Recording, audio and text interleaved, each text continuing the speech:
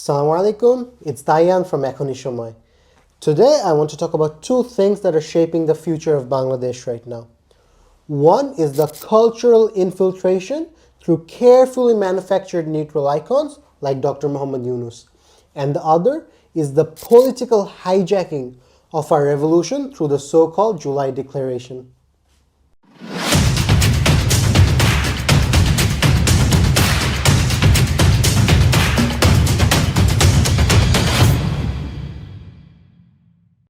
First, let's talk about the cultural game. It's not new and it's not even subtle. For decades, the West and their regional partners have understood something very simple. If they want to change a society's values, they don't confront it head on. Instead, they find a face it already trusts.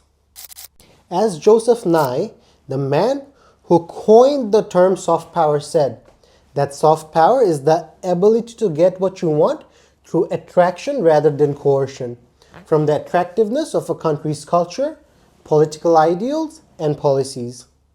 In simple terms, they don't just export products, they export worldviews. They embed them through film, literature, policy, and most dangerously, through figures we're told are above politics, or neutral, or internationally respected. That's where Dr. Yunus comes in. For years, Western media and institutions have polished his image. And now, after Hasina's fall, he stands at the helm of the interim government. Under the watch, liberal Western agendas, whether it's inclusive society frameworks or redefined gender norms, all of these can be pushed into Bangladesh under the banner of progress, all while being shielded from criticism by his neutral status. This is the very basic of cultural weaponization. Introduce the change in small, digestible doses. Repeat it until it feels normal. Then build laws and systems around it. What would be rejected outright if shouted from a Western podium is now accepted when whispered by a local hero. And while the cultural battlefield is reshaped, the political one has already been sold out. On 5th of August 2024, the people of Bangladesh rose up against tyranny. That uprising was never meant to replace one set of foreign-backed elites with another. It was meant to tear down the entire unjust system. But 1 year later, in 2025, the so-called July Declaration appeared, a document that pretends to represent the uprising spirit, but in reality reads like a love letter to Washington. No mention of Pilkhana, no mention of Shapla, no recognition of the sacrifices made by the Islamic movements crushed under the army regime. History has shown us that democracy itself can hide tyranny.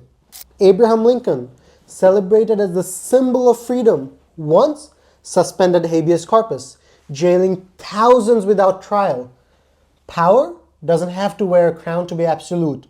And today in Bangladesh, power wears the mask of reform, while its strings are pulled from Washington and New Delhi. The people's real demand was clear.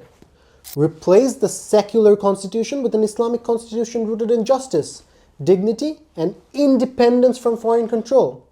But to the pro-US class, that's extremism. Their priority is not to defend our sovereignty.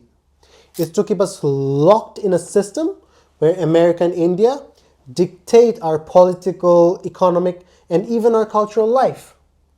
So here's the reality. Cultural infiltration and political betrayal are two sides of the same coin. One erodes your beliefs and the other sells out your sovereignty. Together, they ensure that no matter who sits in the chair of power, the agenda remains the same. So, what is our answer to this?